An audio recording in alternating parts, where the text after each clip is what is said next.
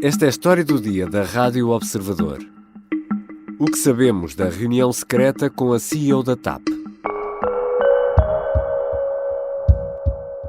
A reunião foi por Teams e, portanto, foi uma reunião de videoconferência. Mas quem organizou essa reunião? Convites para a reunião e aceita todas? Não aceito todas, claro que não. As reuniões, há muitas reuniões que são colocadas por entidades externas à própria Assembleia e que são solicitadas para nós prestarmos esclarecimentos. Algumas vezes são para nós prestarmos esclarecimentos, outras são para partilharmos informação para podermos produzir. De algum ministério veio do Parlamento? Veio da secretária que convoca e coloca na agenda da minha secretária. Carlos Pereira é deputado do Partido Socialista e ensaiou esta explicação depois de mais de 6 horas de audição de Christine Omier-Widner na Comissão Parlamentar de Inquérito à TAP. Este deputado esteve presente numa reunião, a 17 de janeiro, na véspera da CEO da companhia aérea ter sido ouvida na Comissão de Economia no Parlamento a 18 de janeiro.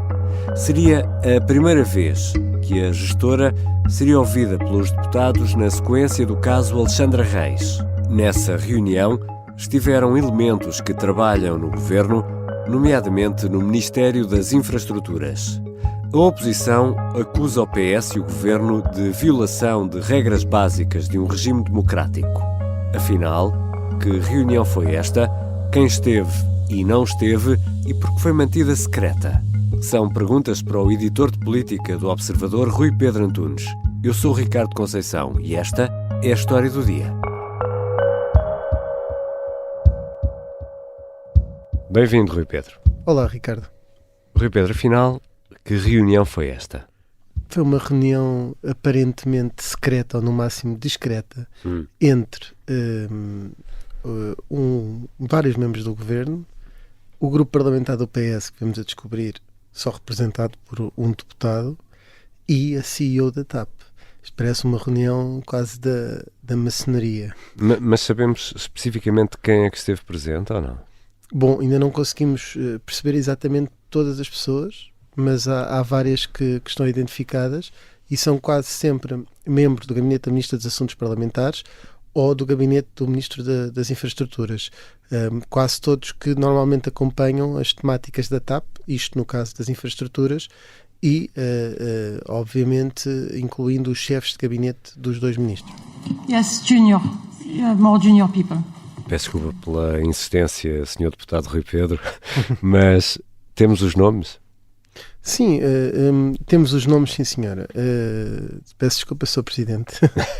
A chefe de gabinete de João Galamba, Maria Eugénia Cabasso, o adjunto Frederico Pinheiro, que já era um dos principais conselheiros de Pedro Nuno Santos na anterior composição sobre a TAP, ainda o adjunto Marco Rebelo e também Cátia Rosas, que além de ser especialista nesta área, que já veio com João Galamba da Energia, é também vereadora da Câmara de Lisboa, portanto tem muitos ofícios.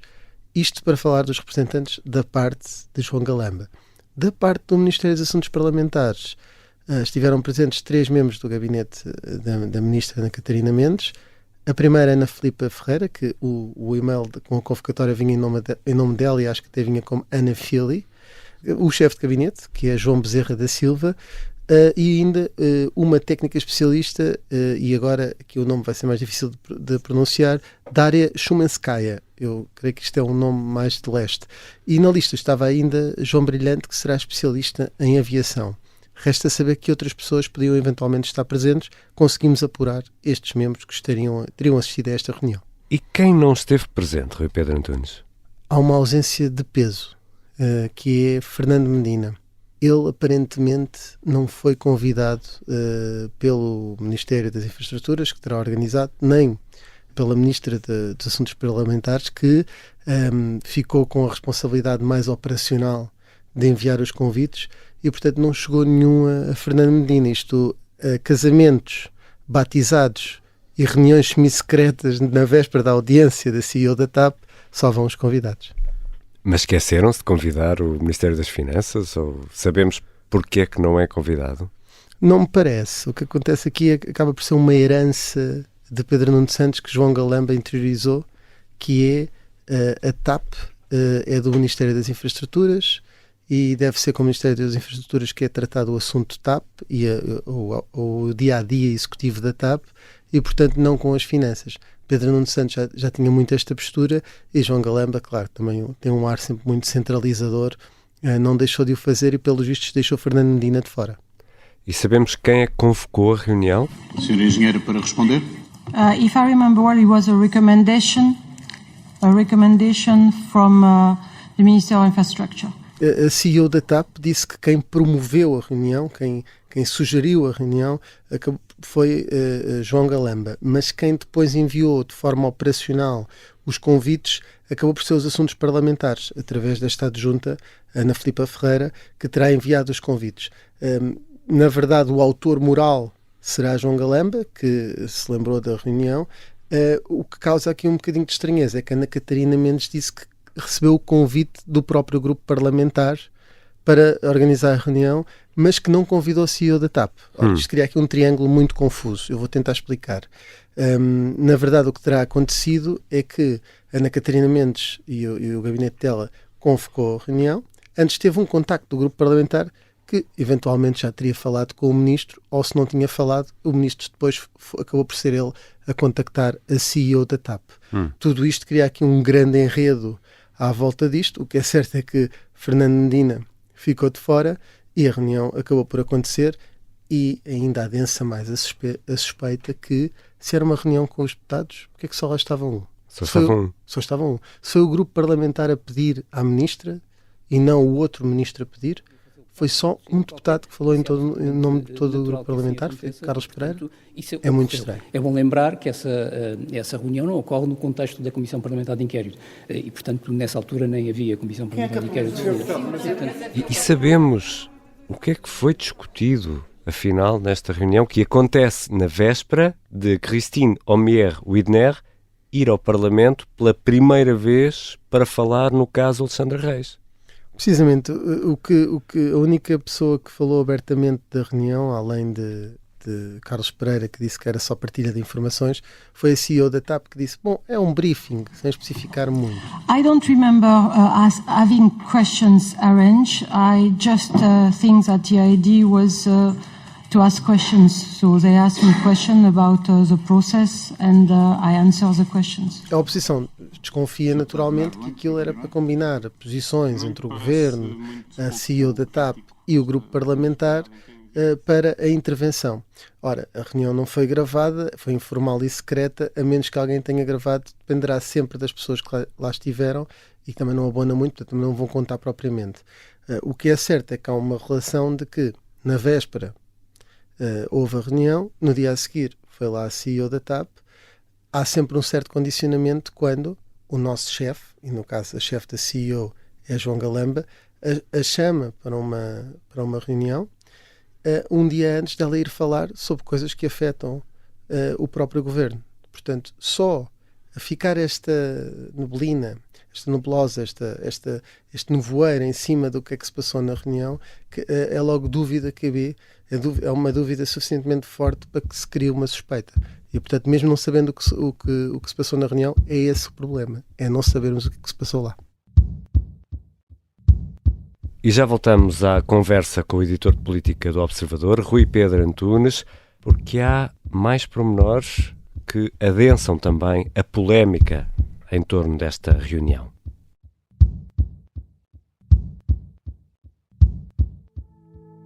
Já estão disponíveis 4 episódios da série de podcast O Sargento na Cela 7. Sai um episódio a cada terça-feira e são 6 ao todo. O 4º episódio conta-nos os preparativos para uma operação secreta e ainda a história de uma tentativa de fuga. O Sargento na Cela 7 é uma série em podcast disponível no site do Observador e nas habituais plataformas. É narrada pelo ator Pepe Rapazote e tem música original de Noiserve.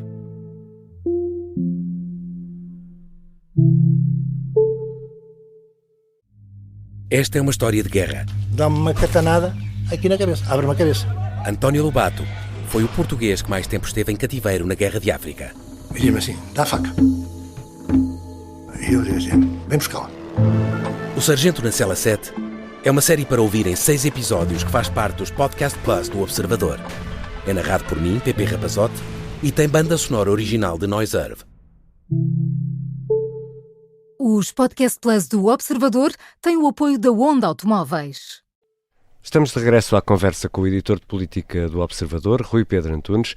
Rui Pedro, no arranque da audição de Alexandra Reis, esta quarta-feira, na Comissão Parlamentar de Inquérito, a ex-secretária de Estado foi perguntada pelo deputado da Iniciativa Liberal, Bernardo Blanco, se tinha tido alguma reunião prévia. A primeira pergunta que tenho de lhe fazer, face aos acontecimentos de ontem, é se antes desta audição reuniu com alguém do PS, seja algum deputado, seja alguém do Governo.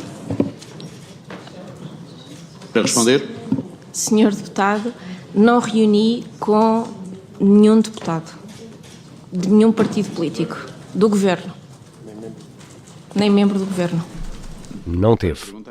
E Carlos Pereira, o deputado do PS, alega que são normais as reuniões de deputados com as mais diversas organizações. Partilha de informação é absolutamente normal, seria normal não havendo partilha de informação, tal como a partilha de informação do Governo com outros partidos, se isso for solicitado. Não há aqui nada de anormal nesse processo. Rui Pedro, como estavas a dizer há pouco, Carlos Pereira, o deputado do PS, alega isto, que é quase uma reunião normal, uma troca de impressões, é tentar perceber o que é que cada um pensa, mas esta não é uma reunião normal de deputados, não é uma reunião como com o Clube Recreativo de Miragaia, por exemplo. Não sei se existe e peço já desculpa se falhei no nome.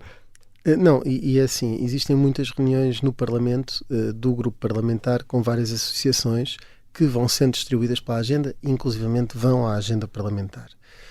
Além disso, dizem os deputados do PS agora, que de facto costumam ouvir alguns agentes públicos para responder a questões e de forma preparatória, o que já é um bocadinho enviesado, porque ganham uma vantagem competitiva sobre os outros, mas normalmente isso de facto que são convocados todos os deputados e há muita gente nessas reuniões para poder estar nelas. E depois não é com este grau de gravidade, que é diferente ouvir alguém da CAP que vai lá um dia antes para falar sobre os preços, ou os problemas na agricultura, ou os preços dos produtos, do que alguém que pode, nesse dia, deixar em maus lençóis o Governo e estar nessa reunião com membros do Governo, inclusive quem a tutela, e com o grupo parlamentar que apoia o Governo, ou que pelo menos com um membro desse grupo parlamentar. Portanto, não há nada de normal aqui. Eu questiono o seguinte: o que seria se um grupo parlamentar tivesse reunido com Ricardo Salgado um dia antes de ele ir à Comissão? Um deputado do PS, ou por exemplo um deputado do PSD no tempo do BPN reunir com Oliveira e Costa ou com Dias Loureiro. O PS acharia isto normal? E neste caso foi só um deputado, que já o disseste, não houve mais deputados do grupo parlamentar. Do que conseguimos apurar até agora, o que é simples porque fomos ligando a vários deputados que fazem parte quer da Comissão de Economia, quer da Comissão de Inquérito, há muitos que se sobrepõem. O único deputado que esteve presente até que conseguimos perceber, é mesmo Carlos Pereira. Ou seja, os outros deputados da Comissão de Inquérito e da Comissão de Economia não foram contactados. Naquele caso ainda não havia Comissão de Inquérito, era só para uma audição da Comissão de Economia, mas esses deputados não foram contactados, não sabiam da existência da reunião. Não sabiam? Não sabiam. E os da Comissão de Inquérito, e muitos, volto a dizer, são em comum, souberam ao mesmo tempo dos outros portugueses. Mesmo os do Partido Socialista? Mesmo os do PS. Só souberam naquele momento em que a questão foi levantada pelo deputado da Iniciativa Liberal. E voltando aqui a Carlos Pereira, que diz que é normal esta troca de informações, isto quer dizer que podem ter existido já outras reuniões deste tipo noutras ocasiões? Bom, isso é os exemplos era que o grupo parlamentar do Partido Socialista agora podia dar para ver se encontraria um exemplo similar. Não há registro que tenha acontecido algo numa audição tão importante como esta e com este grau de comprometimento que eu estava a referir. Até é óbvio que pode existir alguns exemplos. Vamos imaginar, o presidente do INE vem a uma audição. E é preciso saber se o NUTS 2 ou o NUTS 3 está a contar e chamam-no para saber disto. Não é este grau de gravidade que está em causa. Portanto, mesmo que existam alguns exemplos, o problema não são esses exemplos, é que exemplos é que o PS tem para dar que seja similar ao que acabou de acontecer aqui. e que sejam de conhecimento público, não há nenhum exemplo. Mas, Rui Pedro, a esta hora, alguns ouvintes podem estar ainda a perguntar-se, mas há algum mal nisto? Portanto, a senhora é CEO da TAP, o ministro quer saber o que é que ela vai dizer no Parlamento, sou eu que estou a dizer, combinar alguma declaração, ou pelo menos uma linha de argumentação. Há algum mal nisto tudo? Bom, eu peço desculpa aos ouvintes que possam nos estar a ouvir a partir do Largo do Rato, esses vão achar mal certamente, ou do Zimbábue, estamos habituados a Roberto Mugabe. E temos ouvintes no Zimbábue. Talvez seja mais normal para quem está habituado a outro tipo de regimes, ou até seja soft. Mas o que acontece aqui, eu não estou obviamente a comparar isto com nenhum regime antidemocrático, o que estou a dizer é que obviamente que é pouco plural e é pouco transparente haver uma reunião em que de facto é escondida e em que o escrutinador, quem vai escrutinar a pessoa que lá vai, antes se reúne com o escrutinado, com membros do governo que tutelam esse escrutinado, com membros do governo que são sucessores de pessoas que podem estar em xeque, que podem eles próprios estar em xeque e que o próprio governo pode estar em xeque com base naquilo que essa pessoa que vai ser escrutinada vai dizer. Isto é de um nível que não é de uma democracia evoluída e avançada. Portanto, é tudo aquilo que não se quer quando estamos a falar do Parlamento como grande órgão fiscalizador da ação governativa e das principais empresas públicas. Exatamente, é porque governo num galho e Parlamento noutro galho. É assim que funciona a democracia, não é? Precisamente, e confusões de órgãos de soberania também já nos basta o tal voo, o voo da TAP que o Secretário de Estado achou que o Presidente queria que fosse desviado e queria-lhe fazer o favor só para ter ganhos políticos. Portanto, já basta de confusões entre órgãos de soberania, entre Governo e Presidência e Governo e Parlamento. Portanto, é muito bom que estes órgãos de soberania sigam os seus caminhos paralelos e que não se cruzem desta forma. E afinal, Rui Pedro, que consequências é que este caso TAP pode ainda ter neste Governo? Olha, Ricardo, as consequências podem ser, desde logo, podem custar os lugares a alguns ministros, dependendo do grau de gravidade do que se vier a ser discutido. Mas isto é futurologia. Já tivemos, foi efetivamente, partidos da oposição a pedir a demissão de 2 ministros com apenas 2 ou 3 audições. Uhum. E vão ser cerca de 60, só. Sim, e portanto, eu só imagino quando vier Hugo Mendes à Comissão, quando vier Pedro Nuno Santos, quando vierem outras pessoas que possam falar bastante sobre o assunto. Só a audição da CEO da TAP deu no pedido 2 pedidos de demissão. Fernando Medina tem passado aqui um bocadinho entre os pingos da chuva, mas vamos ver se vai continuar mais incólume do que os outros ou melhor do que os outros neste processo todo. Portanto, os efeitos que podem fazer é muito, porque haverá sempre uma tentativa da oposição de tentar atacar quem está, e quem está neste momento é João Galamba e Fernando Medina. São 2 alvos a abater pela oposição. Qualquer passo em falso que tenham dado neste processo vai ser exposto numa comissão como esta. E esta Comissão Parlamentar de Inquérito também pode ter consequências, Rui Pedro, na escolha do sucessor de António Costa? Sim, sem dúvida. Pedro Nuno Santos joga aqui uma parte do seu futuro político.